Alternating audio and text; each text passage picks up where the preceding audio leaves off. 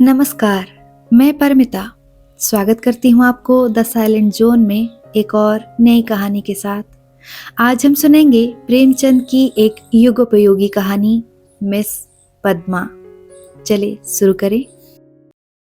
कानून में अच्छी सफलता प्राप्त कर लेने के बाद मिस पद्मा को एक नया अनुभव हुआ।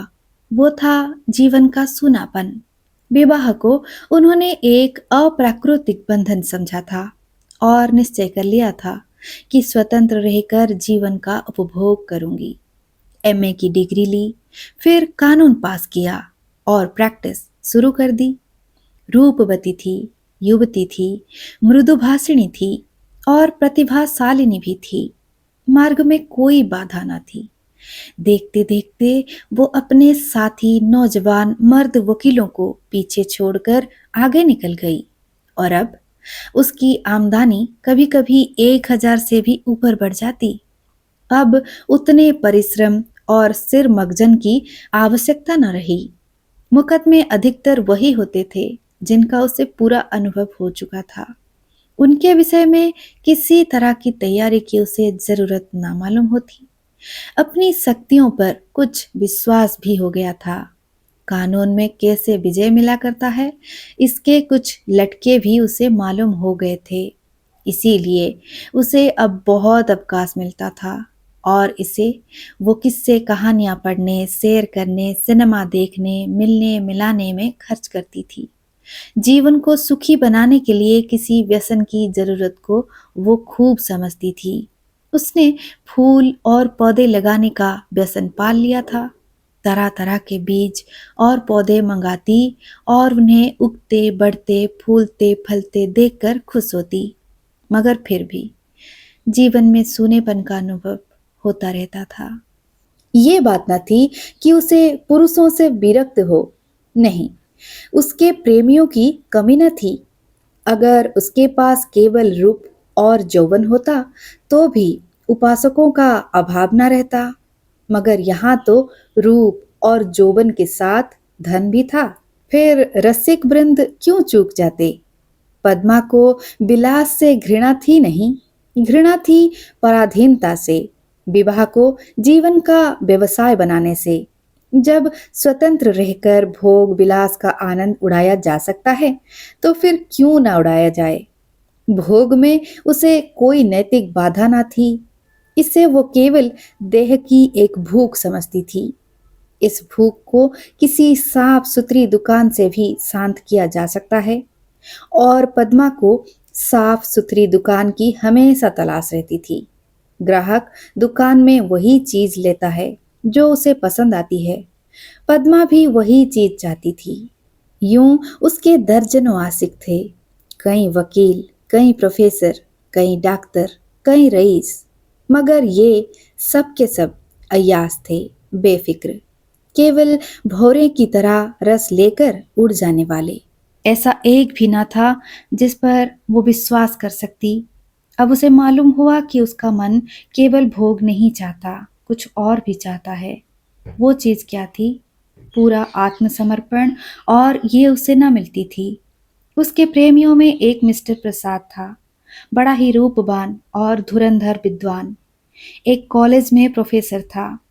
वो भी मुक्त भोग के आदर्श का उपासक था और पद्मा उस पर फिदा थी, चाहती थी उसे बांध कर रखे, संपूर्णतः अपना बना ले।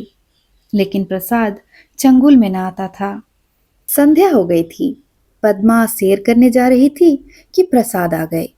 सैर करना मुलतवी हो गया। बातचीत में सैर से कहीं ज्यादा आनंद था और पद्मा आज प्रसाद से कुछ दिल की बात कहने वाली थी। कई दिन के सोच विचार के बाद उसने कह डालने ही की निश्चय किया था। उसने प्रसाद की नशीली आंखों से आंखें मिलाकर कहा, तुम यहीं मेरे बंगले में आकर क्यों नहीं रहते? प्रसाद ने कुटिल विनोद के साथ कहा, नतीजा ये होगा कि 2-4 महीने में ये मुलाकात भी बंद हो जाएगी। मेरी समझ में नहीं आया तुम्हारा क्या आशय है? आशय वही है जो मैं कह रहा हूं। आखिर क्यों? मैं अपनी स्वतंत्रता ना खोना चाहूंगा, तुम अपनी स्वतंत्रता ना खोना चाहोगी। तुम्हारे पास तुम्हारे आशिक आएंगे मुझे जलन होगी। मेरे पास मेरी प्रेमिकाएं आएंगी, तुम्हें जलन होगी। मनमुटाव होगा, फिर वैमनस्य होगा और तुम मुझे घर से निकाल दोगी। घर तुम्हारा है ही, मुझे बुरा लगेगा ही। फिर ये मैत्री कैसे निभेगी? दोनों कई मिनट तक मौन रहे। प्रसाद ने परिस्थिति को इतने स्पष्ट बेलाग लट मार शब्दों में खोलकर रख दिया था कि कुछ कहने की जगह ना मिलती थी। आखिर प्रसाद ही को नुक्ता सूझा। बोला, जब तक हम दोनों ये प्रतिज्ञा ना कर ले कि आज से मैं तुम्हारा हूं और तुम मेरी हो, तब तक एक साथ निर्वाह नहीं हो सकता। तुम ये प्रतिज्ञा करोगे? पहले तुम बतलाओ। मैं करूंगी तो मैं भी करूंगा, मगर इस बात के सिवा मैं और सभी बातों से स्वतंत्र रहूंगी। और मैं भी इस बात के सिवा हर बात में स्वतंत्र रहूंगा। मंजूर? मंजूर। तो कब से? जब से तुम कहो। मैं तो कहती हूं कल से ही। तय। लेकिन अगर तुमने इसके विरुद्ध आचरण किया तो? और तुमने किया तो? तब मुझे घर से निकाल सकती हो, लेकिन मैं तुम्हें क्या सजा दूंगा? तुम मुझे त्याग देना, और क्या करोगे? जी नहीं, तब इतने से चित्त को शांति न मिलेगी। तब मैं चाहूंगा तुम्हें जलील करना, बल्कि तुम्हारी हत्या करना। तुम बड़े निर्दयी हो प्रसाद। जब तक हम दोनों स्वाधीन हैं, हमें किसी को कुछ कहने की हक नहीं है। लेकिन एक बार प्रतिज्ञा में बंध जाने के बाद फिर ना मैं उसकी अवज्ञा सह सकूंगा, ना तुम सह सकोगी। तुम्हारे पास दंड देने का साधन है, मेरे पास नहीं है। कानून मुझे कोई भी अधिकार नहीं देगा। मैं तो केवल अपने पशु बल से प्रतिज्ञा का पालन कराऊंगा, और तुम्हारे इतने नौकरों के सामने मैं अकेला क्या कर सकूंगा? तुम तो चित्र का श्याम पक्ष ही देखते हो। जब मैं तुम्हारी हो रही हूं तो ये मकान, चाकर, नौकर और जायदाद सब कुछ तुम्हारा है। हम तुम दोनों जानते हैं कि ईर्ष्या से ज्यादा घृणित कोई सामाजिक पाप नहीं है। तुम्हें मुझसे प्रेम है या नहीं, मैं नहीं कहती, लेकिन तुम्हारे लिए मैं सब कुछ सहने को, सब कुछ करने को तैयार हूं। दिल से कहती हो पद्मा, सच्चे दिल से।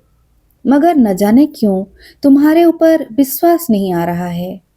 मैं तो तुम्हारे ऊपर विश्वास कर रही हूं। ये समझ लो, मैं मेहमान बनकर तुम्हारे घर में न रहूंगा, स्वामी बनकर रहूंगा।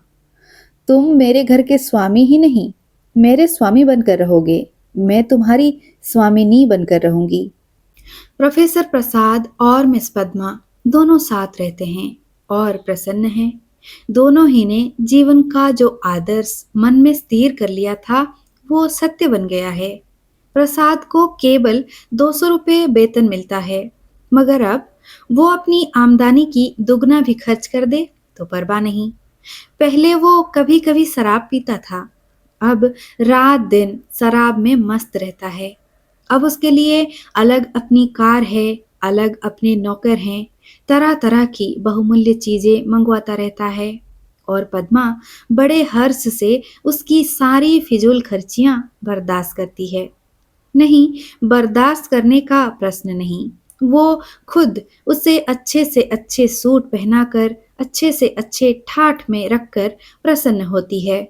जैसी घड़ी इस वक्त प्रोफेसर प्रसाद के पास है, शहर के बड़े से बड़े रईस के पास न होगी। और पद्मा जितना ही उससे दबती है, प्रसाद उतना ही उसे दबाता है। कभी कभी उसे नागवार भी लगता है, पर किसी अज्ञात कारण से अपने को उसके बस में पाती है।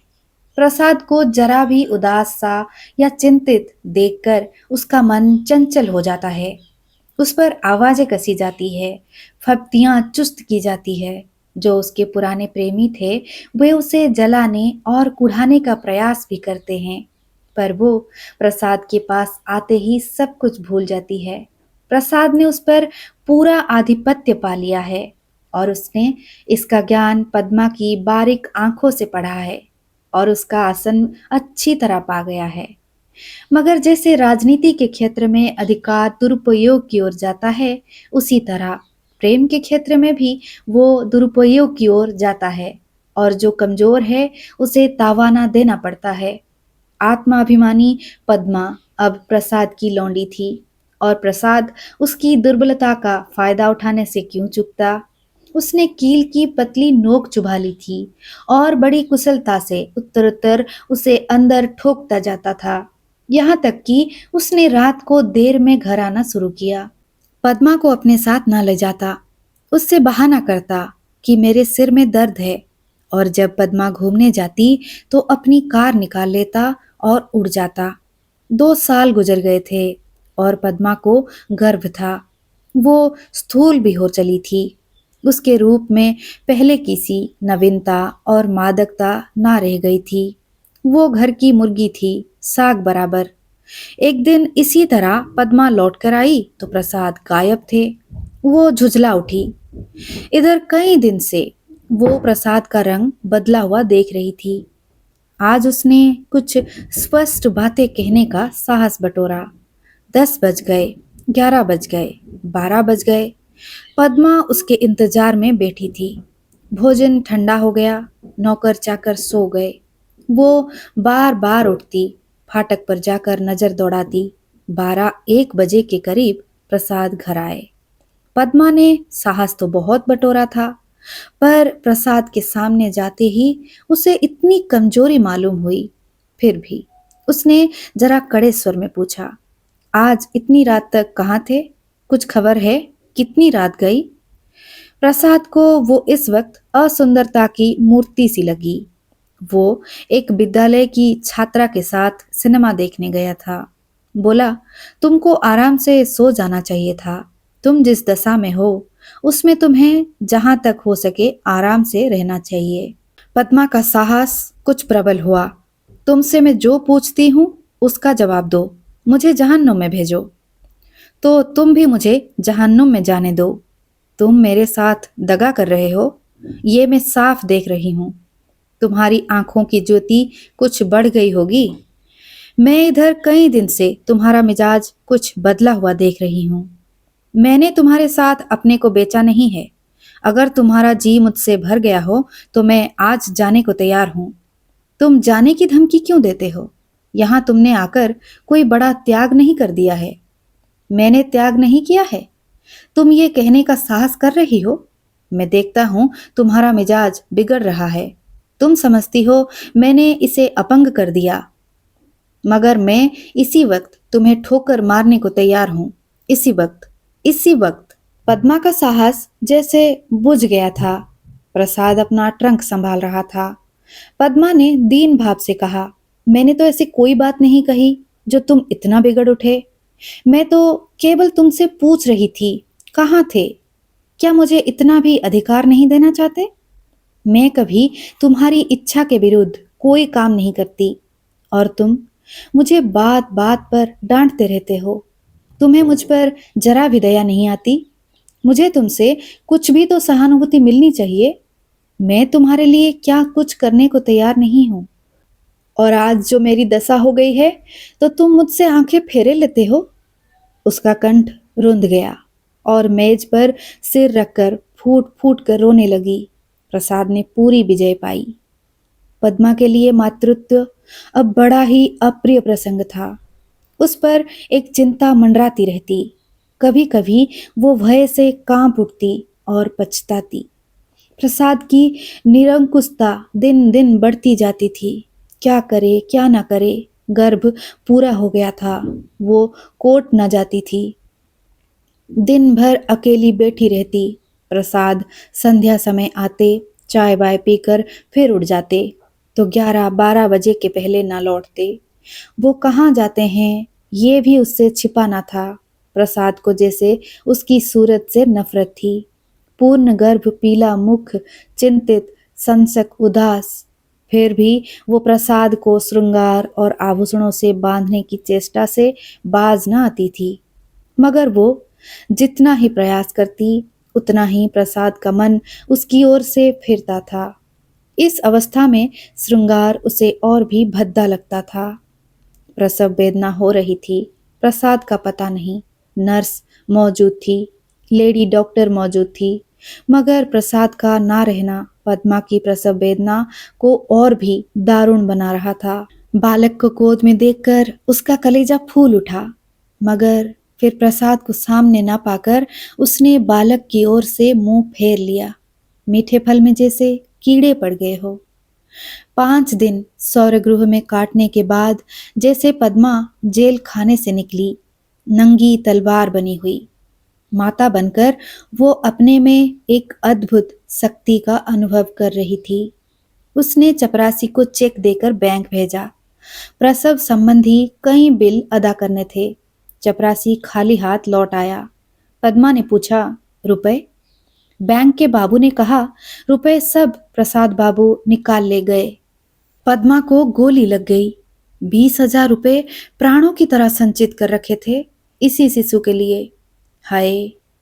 सौर से निकलने पर मालूम हुआ प्रसाद विद्यालय की एक बालिका को लेकर इंग्लैंड की सैर करने चले गए। झल्लाई हुई घर में आई, प्रसाद की तस्वीर उठाकर जमीन पर पटक दी और उसे पैरों से कुचला। उसका जितना सामान था उसे जमा करके दिया सलाई लगा दी और उसके नाम पर थूक दिया। 1 महीने बीत गया था। पद्मा अपने बंगले के फाटक पर शिशु को गोद में लिए खड़ी थी। उसका क्रोध अब शोकमय निराशा बन चुका था। बालक पर कभी दया आती, कभी प्यार आता, कभी घृणा आती। उसने सड़क पर देखा, एक यूरोपियन लेडी अपने पति के साथ अपने बालक को बच्चों की गाड़ी में बिठाए लिए चली जा रही थी। उसने हसरत भरी आंखों से उस खुशनसीब जोड़े को देखा और उसकी आंखें सजल हो गई। कहानी समाप्त हुई। दोस्तों, आपने बड़े धैर्य से सुना, धन्यवाद। ऐसे ही और ढेर सारी कहानियों के लिए आप बने रहिए द साइलेंट जोन पर। मैं फिर मिलूंगी एक और नई कहानी के साथ यहीं। विदाई। जय जगन्नाथ।